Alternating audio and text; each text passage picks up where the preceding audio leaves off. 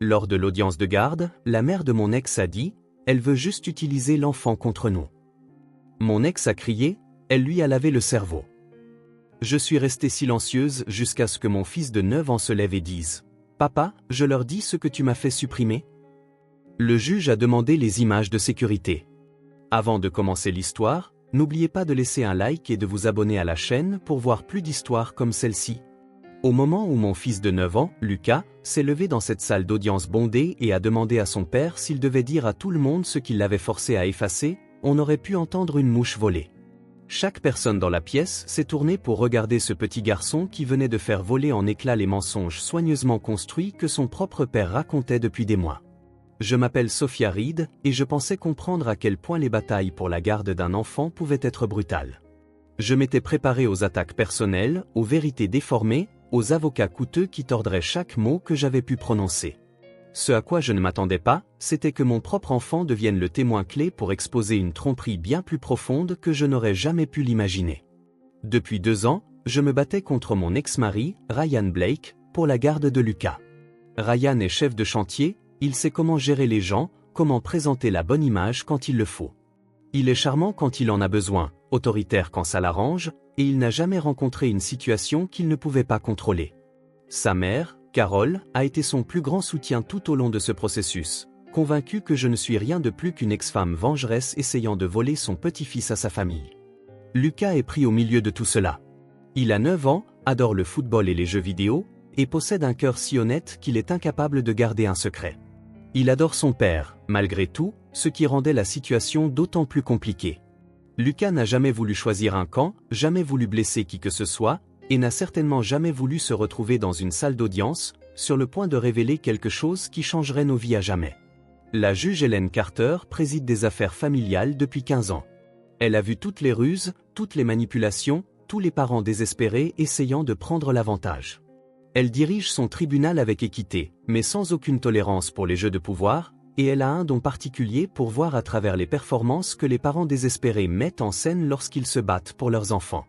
Mais ce qui s'est passé ce jour-là n'était pas une performance. Quand Lucas a trouvé le courage de parler, il n'essayait pas de blesser son père ou de m'aider à gagner. Il était simplement un enfant qui portait un fardeau trop lourd pour ses petites épaules, et il avait enfin trouvé un endroit sûr pour le déposer. La question qu'il a posée à son père devant la juge, sa grand-mère, les avocats et une salle pleine d'étrangers allait exposer un tissu de manipulation que personne d'entre nous n'avait vu venir. Ce n'est pas juste une autre histoire de divorce houleux ou de bataille acharnée pour une garde. C'est l'histoire de ce qui se passe quand un enfant trouve sa voie au moment précis où les adultes autour de lui ont perdu la leur. C'est l'histoire du moment où la vérité tranche si nettement à travers les mensonges que même une salle pleine de professionnels du droit retient son souffle. Et c'est l'histoire de la découverte que, parfois, la personne en qui vous devez avoir le plus confiance est celle qui croit encore que l'honnêteté compte, même lorsque les adultes l'ont oublié. Ce que mon fils a dit ensuite allait non seulement changer l'issue de notre affaire de garde, mais aussi révéler une facette de son père que je n'avais jamais soupçonnée. Cela allait me montrer que les enfants voient et comprennent bien plus que nous ne le pensons, et que les protéger signifie parfois leur donner l'espace de se protéger eux-mêmes. 2 ans avant ce moment au tribunal, je croyais être marié à un homme bon. Ryan Blake m'avait complètement séduite à la fin de ma vingtaine avec sa confiance et son dévouement à la famille. C'était le genre d'homme qui se souvenait des anniversaires, qui assistait à chaque match de la petite ligue de Lucas, qui parlait de construire un avenir ensemble avec une certitude qui me faisait me sentir en sécurité. Quand il m'a demandé en mariage sur la plage de Malibu, je pensais sincèrement avoir trouvé l'âme sœur. Les premières années de notre mariage ressemblaient à tout ce que j'avais espéré. Ryan travaillait dur sur ses chantiers, faisant souvent des heures supplémentaires pour que nous puissions nous offrir la maison que nous voulions dans un bon quartier scolaire. Je développais ma carrière dans le marketing, et il semblait sincèrement fier de ma réussite. Quand Lucas est né, Ryan s'est transformé en le genre de père dont je rêvais pour mon enfant. Il se levait pour les biberons nocturnes sans se plaindre, passait des heures à apprendre à Lucas à lancer une balle de baseball et se vantait de notre fils à quiconque voulait bien l'écouter. Mais quelque part autour de la 6e année de notre mariage, de petites fissures ont commencé à apparaître. Ryan a commencé à remettre en question mon emploi du temps de plus en plus fréquemment, faisant des commentaires sur le temps que je passais en appel client ou à travailler tard. Il a commencé à surveiller nos finances de plus près, posant des questions détaillées sur chaque achat que je faisais. Quand j'ai été promue coordinatrice marketing senior, Ces félicitations semblaient forcées, suivies de préoccupations sur la manière dont les nouvelles responsabilités pourraient affecter notre temps en famille. Le comportement de contrôle s'est intensifié progressivement. Ryan a commencé à insister pour savoir exactement où j'étais à tout moment, m'envoyant des SMS tout au long de la journée pour demander des nouvelles. Il vérifiait le kilométrage de ma voiture et questionnait toute anomalie. Il a commencé à prendre des décisions concernant l'emploi du temps de Lucas sans me consulter, l'inscrivant à des activités ou organisant des après-midi de jeux sans me demander mon avis. Quand je l'ai confronté à propos de ces changements, Ryan retournait la situation contre moi, prétendant que j'étais trop sensible ou qu'il essayait simplement d'être un mari et un père plus impliqué. Le point de rupture est survenu lors du 7e anniversaire de Lucas. J'avais prévu une petite fête avec la famille et quelques-uns de ses amis de l'école. Ryan a invité ses collègues et leurs familles sans me le dire, puis m'a critiqué devant tout le monde pour ne pas avoir préparé assez de nourriture. Quand je l'ai pris à part pour en discuter en privé, il m'a accusé d'essayer de l'embarrasser et a suggéré que mon incapacité à gérer des invités imprévus montrait à quel point j'étais devenu égoïste. Ce soir-là, après que tout le monde soit parti, j'ai réalisé que je marchais sur des œufs dans ma propre maison. Le processus de divorce a commencé assez civilement. Ryan semblait accepter que notre mariage était terminé, et nous étions tous les deux d'accord pour dire que le bien-être de Lucas était notre priorité absolue. J'ai clairement indiqué que je voulais que Lucas maintienne une relation forte avec son père malgré nos problèmes personnels. J'ai encouragé des visites régulières avec nuitée, je me suis assuré que Ryan était inclus dans tous les événements scolaires et rendez-vous médicaux, et j'ai même invité sa famille au 8e anniversaire de Lucas, car je savais à quel point notre fils aimait sa grand-mère, Carole. Mais après quelques mois d'arrangement de garde partagée, j'ai commencé à remarquer des changements chez Lucas qui m'ont inquiété. Après avoir passé les week-ends avec son père, Lucas rentrait à la maison silencieux et renfermé. Il avait l'habitude de parler sans cesse de ses aventures, mais maintenant il me donnait des réponses d'un seul mot quand je lui demandais comment s'était passé son temps avec Ryan. Je l'ai trouvé en train de pleurer dans sa chambre un soir après une visite, et quand je lui ai demandé ce qui n'allait pas, il a dit qu'il se sentait confus à propos de certaines choses mais ne pouvait pas expliquer ce qu'il voulait dire. Lucas est également devenu secret concernant l'utilisation de son téléphone et de sa tablette. Auparavant, il était ouvert sur les jeux auxquels il jouait et les vidéos qu'il regardait, voulant souvent partager des clips amusants avec moi. Maintenant, il fermait rapidement les applications quand j'entrais dans la pièce et semblait anxieux quand je demandais à voir ce qu'il faisait en ligne. Quand j'en ai parlé à Ryan lors d'un de nos échanges de garde, il a balayé mes inquiétudes en disant que je réfléchissais trop et a suggéré que Lucas grandissait simplement et voulait plus d'intimité. La pression financière des frais de justice était écrasante.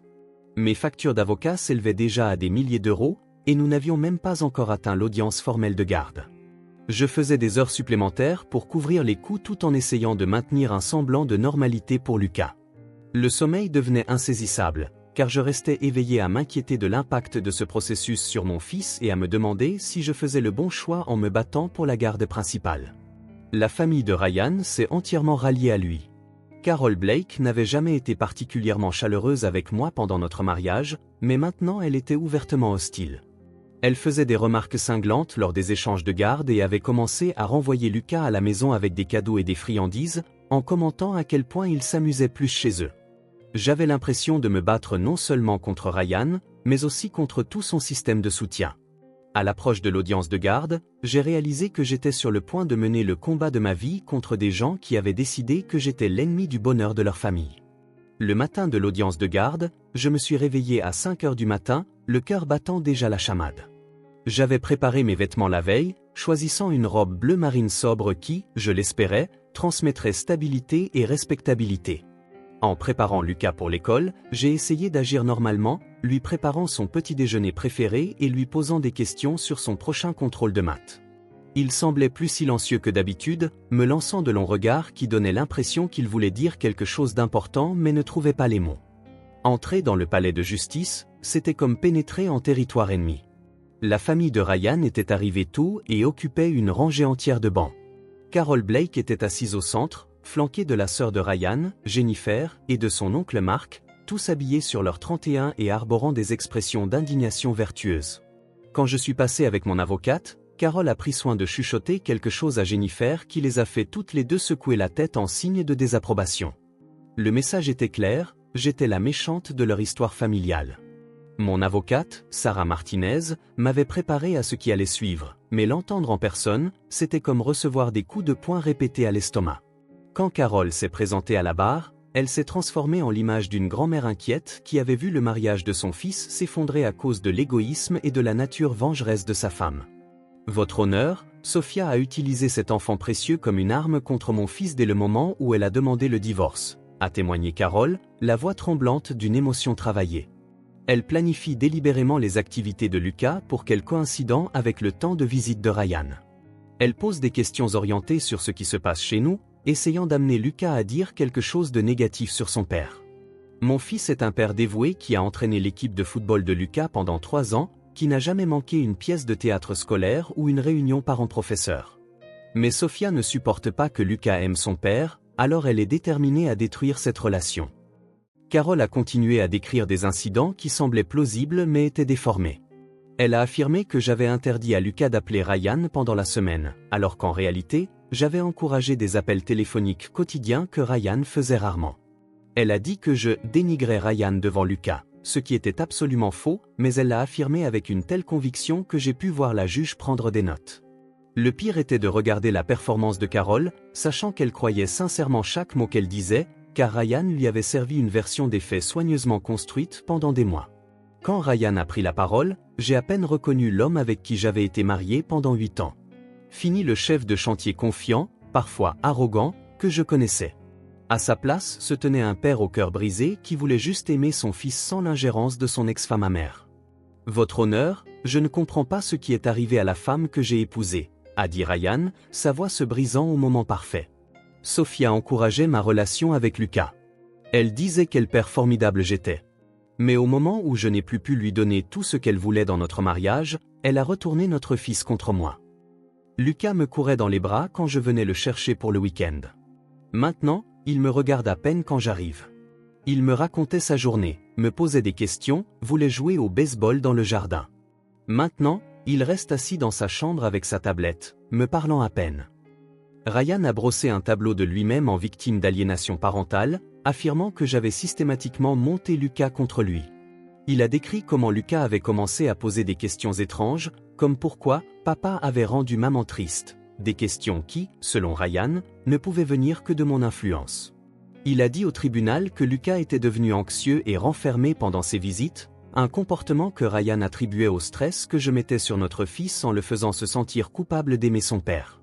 Elle a empoisonné son esprit contre moi, votre honneur, a continué Ryan, maintenant avec des larmes aux yeux qui semblaient complètement sincères. Mon propre fils sursaute quand j'essaie de le serrer dans mes bras. Il agit comme s'il avait peur de moi, et je sais que ça ne vient de rien que j'ai fait.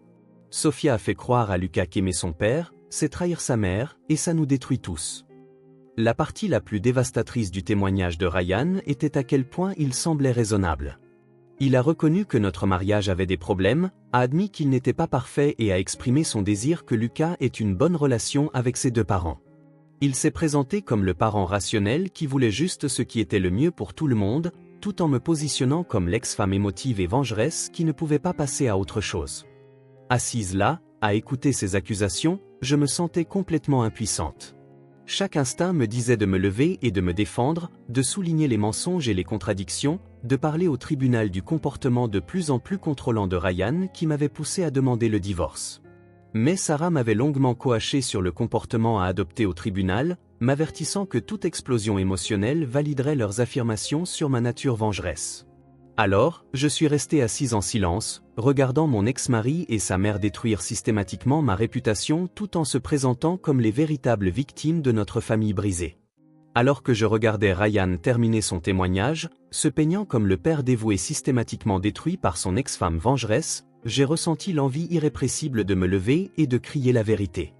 Mes mains étaient si crispées sur mes genoux que mes ongles s'enfonçaient dans mes paumes, et je sentais mon visage brûler d'injustice.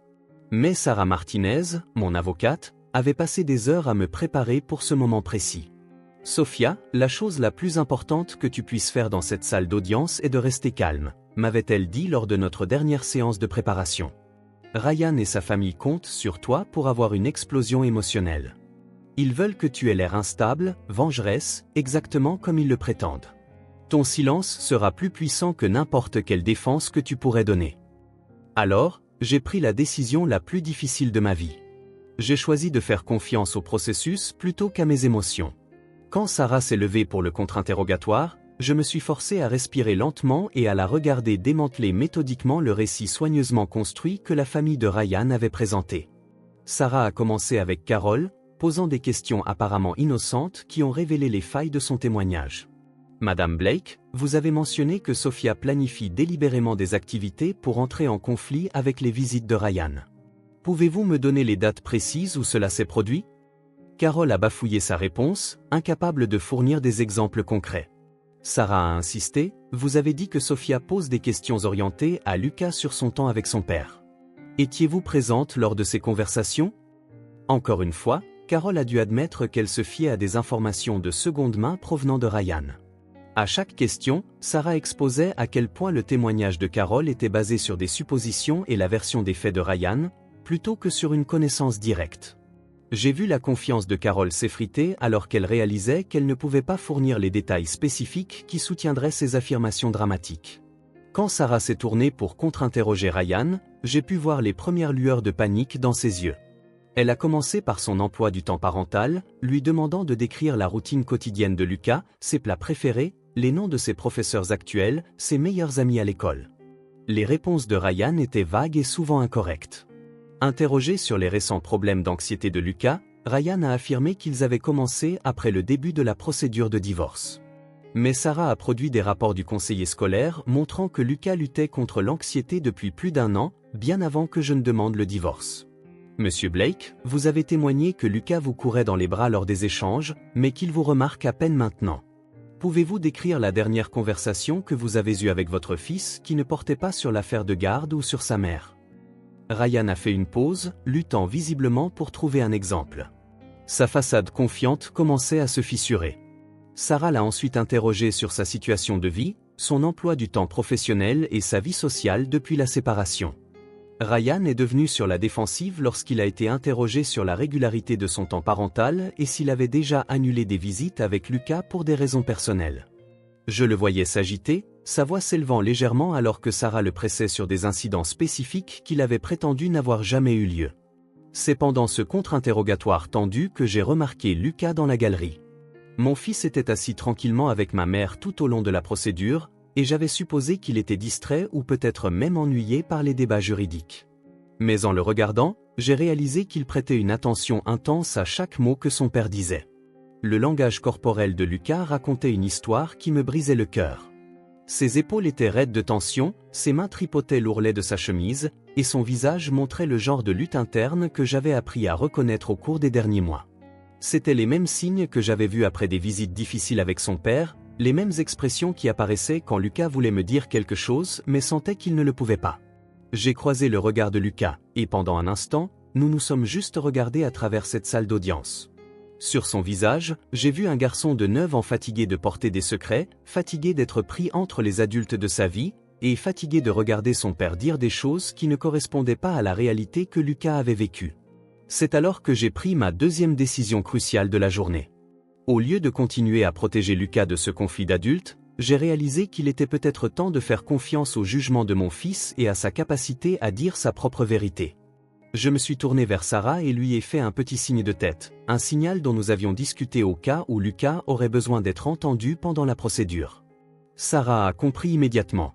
Elle a conclu son contre-interrogatoire de Ryan et s'est approchée de la juge pour parler discrètement avec elle. Je les ai regardés avoir une brève conversation, au cours de laquelle la juge a regardé Lucas avec le genre d'attention minutieuse qu'elle accordait aux preuves importantes. La juge Carter a fait un signe de tête à Sarah, puis s'est adressée à la salle. « J'aimerais entendre Lucas, s'il a quelque chose qu'il aimerait partager avec la cour. » Le moment que j'avais à la fois redouté et espéré était enfin arrivé. La salle d'audience est tombée dans un silence complet alors que la juge Carter demandait à Lucas de s'approcher de la barre. J'ai regardé mon fils de 9 ans descendre cette longue allée, sa petite silhouette éclipsée par le cadre juridique imposant qui l'entourait. Tous les yeux de la pièce étaient sur lui, mais Lucas gardait son regard fixé droit devant, faisant preuve d'un courage qui m'a stupéfié. La juge Carter lui a parlé doucement, expliquant qu'il pouvait dire tout ce qu'il avait besoin de dire et que personne ne lui en voudrait de dire la vérité.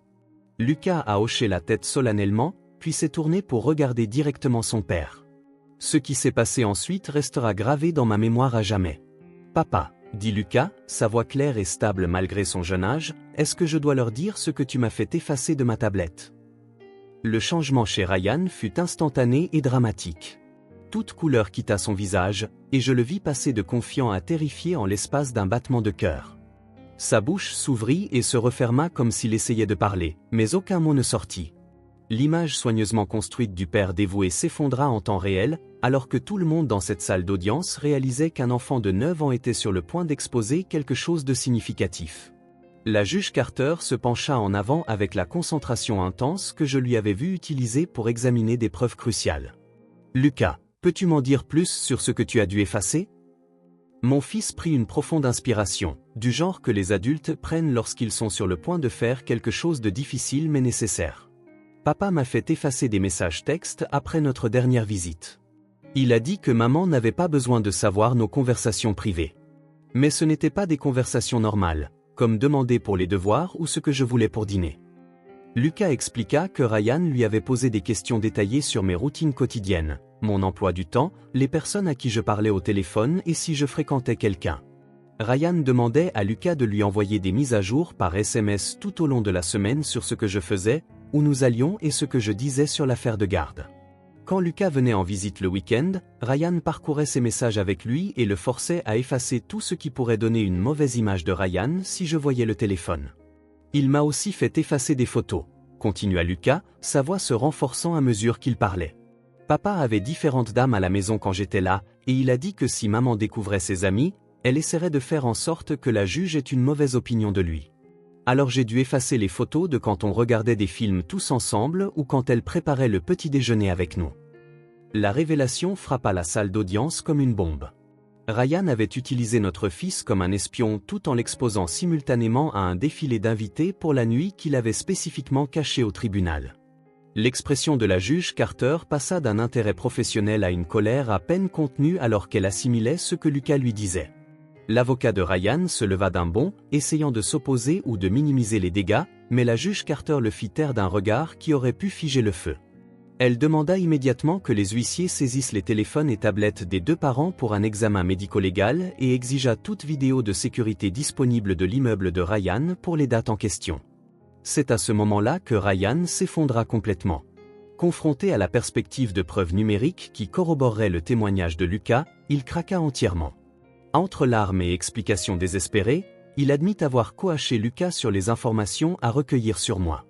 Il avoua avoir fait effacer par Lucas les preuves de leur conversation inappropriée sur l'affaire de garde. Plus accablant encore, il reconnut qu'il avait fait venir différentes femmes à son appartement pendant les visites de Lucas, tout en disant au tribunal qu'il offrait un environnement stable et constant pour notre fils. Je voulais juste m'assurer que Sophia n'essayait pas de le monter contre moi, sanglota Ryan, son sang-froid complètement disparu. J'avais besoin de savoir ce qu'elle disait de moi, ce qu'elle prévoyait. Je n'ai jamais voulu faire de mal à Lucas, j'essayais juste de protéger ma relation avec mon fils. Mais les dégâts étaient irréversibles. Le visage de la juge Carter montrait un mélange de dégoût et de déception alors qu'elle réalisait que Ryan avait transformé un enfant de 9 ans en complice involontaire de sa tromperie. Les enregistrements de sécurité, arrivés 1 heure plus tard, confirmèrent le récit de Lucas. La vidéo montrait Ryan amenant au moins 3 femmes différentes à son appartement pendant les visites de garde, contredisant directement son témoignage sur le fait de se concentrer uniquement sur sa relation avec Lucas pendant leur temps ensemble.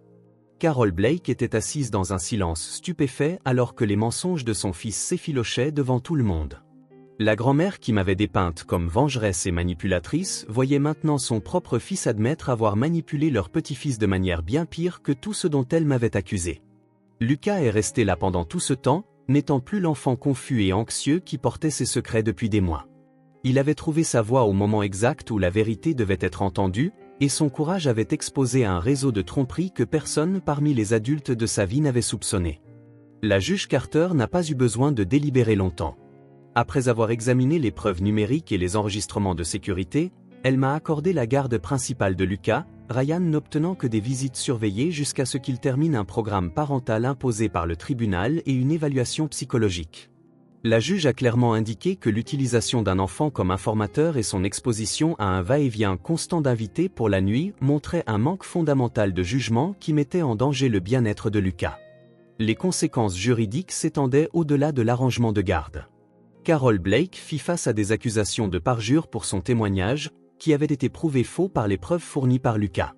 La manipulation de notre fils par Ryan et ses tentatives de le coacher sur ce qu'il devait lui rapporter violaient plusieurs ordonnances du tribunal sur la conduite parentale appropriée pendant les procédures de garde. La juge a renvoyé l'affaire au service de protection de l'enfance pour une enquête supplémentaire, bien qu'aucune autre mesure n'ait finalement été prise puisque Lucas était maintenant dans un environnement stable. Les suites immédiates furent émotionnellement complexes pour nous tous. Lucas se sentit d'abord très mal de ce qui était arrivé à son père, convaincu d'avoir en quelque sorte causé la chute de Ryan en disant la vérité. Il est venu me voir le soir après l'audience, les larmes aux yeux, me demandant s'il avait fait quelque chose de mal en parlant au tribunal. « Chérie, dire la vérité n'est jamais mal », lui ai-je dit alors que nous étions assis sur son lit, entourés de ses peluches. « Ce que ton père t'a demandé de faire n'était pas juste pour toi. Tu as 9 ans, tu ne devrais jamais avoir à garder des secrets sur des problèmes d'adultes. Et tu ne devrais jamais avoir à espionner ta mère pour qui que ce soit, même ton père. » Nous avons immédiatement commencé une thérapie familiale, ce qui a aidé Lucas à gérer la culpabilité et la confusion qu'il ressentait à l'égard du comportement de son père. La docteure Rebecca Stone, notre thérapeute, a expliqué à Lucas que les enfants ne sont pas responsables des choix de leurs parents et que prendre la parole quand quelque chose ne semble pas juste est en fait très courageux. Grâce à ces séances, Lucas a appris que les sentiments inconfortables qu'il éprouvait lors des visites avec son père étaient ses instincts qui lui disaient que quelque chose n'allait pas. Le processus de guérison a pris des mois, mais progressivement, j'ai vu mon fils redevenir l'enfant heureux et bavard qu'il était avant le début de la bataille pour la garde. Lucas a commencé à mieux dormir, son anxiété a considérablement diminué, et il a commencé à parler de ses expériences sans crainte de causer des ennuis à qui que ce soit. Il a même commencé à parler de son père avec plus de clarté, reconnaissant qu'il aimait Ryan tout en comprenant que son père avait fait de très mauvais choix. Les visites surveillées de Ryan furent initialement maladroites et tendues. Il avait du mal à interagir avec Lucas sans essayer de recueillir des informations sur moi ou de justifier son comportement antérieur. Avec le temps, avec l'aide du superviseur désigné par le tribunal et de sa propre thérapie, Ryan a commencé à reconstruire une relation plus appropriée avec notre fils. Il a fallu près d'1 an, mais Ryan a finalement pu passer à des visites non surveillées, bien qu'il n'ait jamais retrouvé le droit de garde de nuit. La leçon la plus profonde que j'ai apprise de cette expérience concerne la confiance à accorder aux instincts et à la voix des enfants. Pendant des mois, j'avais remarqué des changements dans le comportement de Lucas, mais je les avais attribués au stress du divorce plutôt que de les reconnaître comme des signes que quelque chose de spécifique n'allait pas. J'étais tellement concentré sur le fait de le protéger du conflit des adultes que je n'avais pas créé d'espace pour qu'il me dise ce qu'il vivait réellement. Lucas m'a appris que les enfants sont bien plus perspicaces que nous ne le pensons. Il avait reconnu que les demandes de son père étaient inappropriées, mais il n'avait pas le langage ou la confiance nécessaire pour exprimer son malaise jusqu'à ce qu'il se trouve dans un environnement où dire la vérité était non seulement sûr, mais nécessaire. Cette salle d'audience est devenue l'endroit où un garçon de 9 ans a trouvé sa voix et l'a utilisée pour se protéger alors que les adultes autour de lui avaient échoué à le faire. L'expérience m'a également montré l'importance de rester calme et de faire confiance au processus, même lorsque tout en vous veut se battre émotionnellement. Si j'avais perdu mon sang-froid pendant le témoignage de Ryan, si j'avais essayé de me défendre contre ces mensonges, j'aurais validé leurs affirmations sur ma nature vengeresse. En restant silencieuse et en laissant la vérité émerger naturellement, j'ai permis à Lucas de prendre la parole quand il était prêt. Aujourd'hui, Lucas s'épanouit. Il est redevenu lui-même, bavardant sur l'école et les amis, excité par la saison de football et ne portant plus le poids des secrets d'adultes.